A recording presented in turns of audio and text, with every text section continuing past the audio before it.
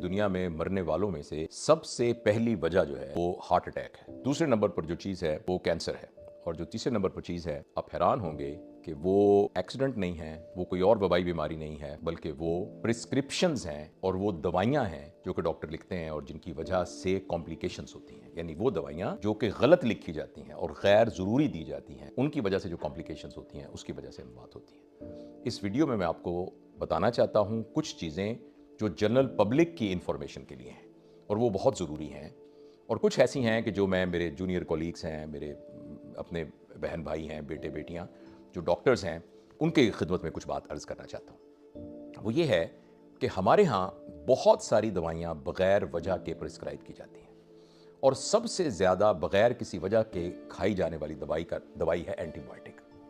हमारे यहाँ एंटीबायोटिक एक दवाई है जिसके ज़रिए जरासीम को मारा जाता है। वो बीमारी जो जरासीम की वजह से नहीं है, तो उसमें एंटीबायोटिक बिल्कुल एक जहर की तरह है। जैसे मैंने ये देखा है कि सर दर्द के लिए भी लोग एंटीबायोटिक खा रहे हैं, और घुटनों के दर्द के लिए भी एंटीबायोटिक खा रहे हैं, और बगैर एक सिंपल एक डायरिया हुआ है उसके लिए भी एंटीबायोटिक खा रहे हैं। और जो सबसे ज़्यादा, ये तो वो लोग हैं ना जो खुद एंटीबायोटिक लेके बाजार से खा लेते हैं। दूसरी जो अहम वजह है वो डॉक्टर की प्रिस्क्रिप्शन भी है। उनमें से जो सबसे बड़ी वजह है कि ऐसी कोई बीमारी जिसमें इन्फेक्शन का एविडेंस नहीं है, उसमें एंटीबायोटिक देने की ज़रूरत नहीं है। ख़ास तौर पर ये जो वायरल इन्फेक्शंस हैं, जितनी इन वायरल इन्फेक्शंस में एंटीबायोटिक का कोई रोल नहीं है। एंटीबायोटिक का रोल सिर्फ सेकेंडरी इन्फेक्शन के लिए है। एक शख्स है जो टीबी का मरीज भी है और उसको वायरल इन्फेक्शन, डायबिटीज़ का मरीज भी है और उसको वायरल इन्फेक्शन है, या किसी वजह से उसकी रेडियोथेरेपी हुई है, कीमोथेरेपी हुई है, यानी उसकी अपनी इम्यूनिटी कम है, या वो माल नरिश्ड है, तो उसमें उसकी जो मुदाफ़ती निज़ाम है वो कमज़ोर है, इम्यूनिटी कम है, तो उसमें यानी हम एंटीबायोटिक इसलिए देते हैं कि कहीं यानी इत्तफाकिया इन्फेक्शन ना हो जाए। अदरवाइज जितने वायरल, ये जो नज़ला, ज़ुकाम और ये जो नॉर्मली बीमारी इन्फ्लुएंजा, ये सब चीज़ें होती हैं, इनमें एंटीबायोटिक की कोई ज़रूरत नहीं होती। तो सबसे ज़्यादा गैर ज़रूरी इस्तेमाल करने वाली बात जो है वो एंटीबायोटिक है। दूसरी बात, लोगों का ये होता है कि मुझे एंटीबायोटिक के टीके लगाए जाएँ। ये फैसला सिर्फ डॉक्टर कर सकता है कि किस पेशेंट को इंजेक्टेबल एंटीबायोटिक की ज़रूरत है। अदरवाइज अगर किसी का मुंह ठीक है, उसकी खाने का निज़ाम ठीक है, तो वो दवाई जो उसने टीके की शक्ल में लगानी है वो मुंह के रास्ते भी लेगा, तो वो खून में उसी तरीके से, उसी मिकदार में पहुंचेगी। तो बग़ैर वजह के टीके लगवाना एंटीबायोटिक के, ये भी बिल्कुल सही नहीं है, और बल्कि इसका बहुत ज़्यादा नुकसान है। इसके अलावा बहुत ज़्यादा गैर ज़रूरी इस्तेमाल होने वाली दवाइयाँ मल्टीविटामिन्स हैं। हम बहुत सी बीमारियाँ ऐसी हैं जो यानी हमारे जिस्म की क्रॉनिक बीमारियाँ होती हैं, कुछ ऐसी बीमारियाँ भी हैं जो नफ्सियाती बीमारियाँ भी हैं, कुछ ऐसी बीमारियाँ भी हैं जो कि हमारे आहिस्ता आहिस्ता जब उम्र बढ़ती है तो उसकी वजह से, डीजनरेशन की वजह से बीमारियाँ होती हैं। उन सब में एक थकन का एहसास होता है, और जिसको लोग परसीव करते हैं कमज़ोरी, कि मुझे जी कमज़ोरी है बहुत, और उस कमज़ोरी के लिए उनका ये ख्याल है कि हर मरीज़ को विटामिन की ज़रूरत है। इसमें कोई शक नहीं है कि हमारे यहाँ विटामिन डी की बहुत डेफिशिएंसी है। हमें इस बात में कोई शक नहीं है कि विटामिन B12 की डेफिशिएंसी हो तो बहुत ज़्यादा प्रॉब्लम्स होते हैं, मगर सिर्फ शौकिया विटामिन खाते रहना और गैर ज़रूरी तौर पर हर प्रिस्क्रिप्शन के अंदर विटामिन होना, ये जिसकी कोई रीज़न ना हो, ये भी बहुत ज़्यादा डेंजरस है। इसके अलावा जो अहम जो बात मैं आपको बताना चाहता हूँ वो ये है कि जब भी आप कोई प्रिस्क्रिप्शन लिखें, डॉक्टर साहब लिखें, तो वो अपने आप तो ज़रूर एक पूछें कि ये जो मैं दवाई दे रहा हूँ इसकी क्या रीज़न है। और ये बहुत ज़बरदस्त होगा कि प्रिस्क्रिप्शन के नीचे भी लिखा जाए कि ये इस काम के लिए है।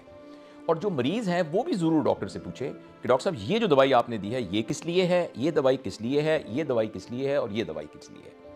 ये जो over prescription of the medicine है, बाज़ औक़ात ऐसे, इसी तरह अगर किसी पेशेंट को एक दफ़ा चेक किया और ब्लड प्रेशर ज़्यादा है और फौरी तौर पर उसको रिकॉर्ड किए बगैर ब्लड प्रेशर की दवाइयाँ मुसलसल देनी शुरू कर दी जाए, तो बाज़ औक़ात उससे उल्टा नुकसान होना शुरू हो जाता है। इसके अलावा कुछ दवाइयाँ ऐसी होती हैं जिनके बहुत सारे साइड इफ़ेक्ट्स होते हैं, जो कि ओवर प्रिस्क्राइब होती हैं, गैर ज़रूरी तौर पर प्रिस्क्राइब होती हैं।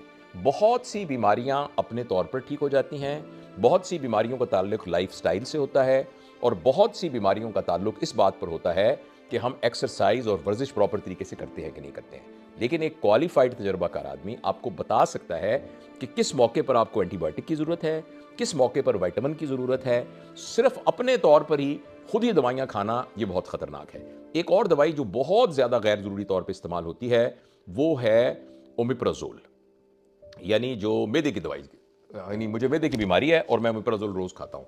देखिए, ये जो सॉल्ट है ना ओमिप्राज़ोल, ये हमारे मैदे में से तेज़ाब को बिल्कुल ख़त्म कर देता है, कंप्लीटली ख़त्म कर देता है। H2 इनहिबिटर है ये, ख़त्म कर देता है। तो अल्लाह ताला ने तेज़ाब मैदे में हाइड्रोक्लोरिक एसिड HCl बनाया है, तो किसी मकसद के लिए बनाया ना।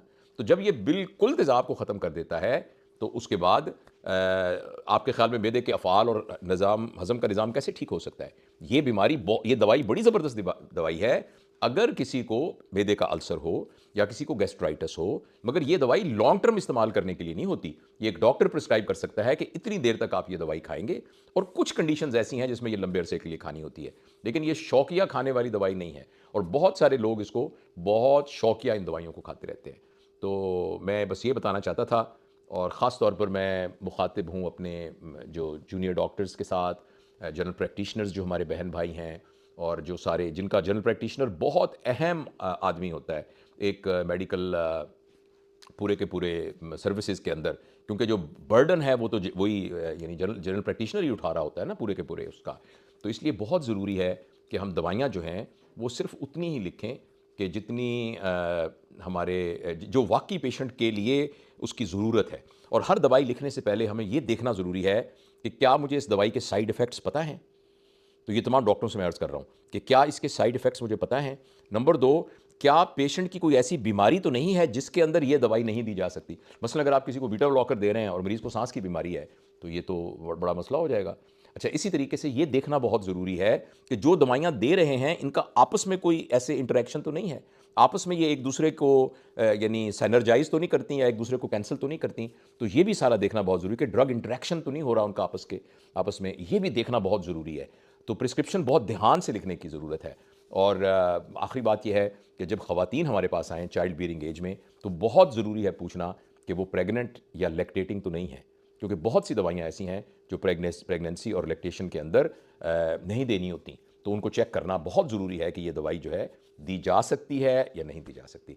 मुझे उम्मीद है कि इस वीडियो से इंशाल्लाह जो हमारे नॉन डॉक्टर यानी हमारे बहन भाई हैं उनको भी फ़ायदा हुआ होगा, और जो हमारे डॉक्टर हैं वो भी इंशाअल्लाह अज़ीज़ उनसे उनका जो ऑलरेडी एग्जिस्टिंग इल्म है उसका यादा हुआ होगा इंशाअल्लाह।